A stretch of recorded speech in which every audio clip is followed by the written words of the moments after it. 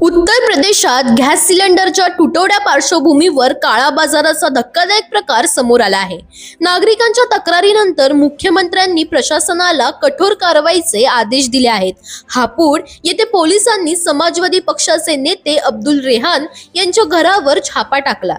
या छाप्यात तब्बल 55 गॅस सिलेंडर जप्त केले गेले आहेत, ज्यामध्ये काही भरलेले तर काही रिकामे सिलेंडर होते। आरोपी हे छाप्यानंतर फरार झाले असून पोलीस त्यांचा शोध घेत आहेत।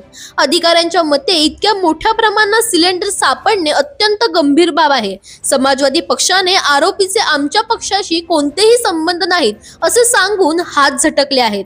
मात्र तपासात संबंध आढळल्यास कठोर कारवाई होणार आहे।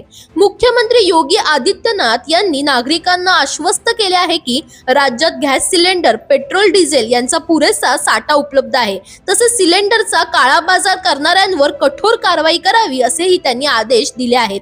तर नागरिकांनी घाबरून जाऊ नये आणि प्रशासनाच्या सूचना पाळाव्यात असे आवाहन सरकारकडून करण्यात आले आहे। दरम्यान तुम्हाला यशाच पॉलिटिक्स रिलेटेड अपडेट्स हवे असतील तर इंडिया लीडरला फॉलो करायला विसरू नका।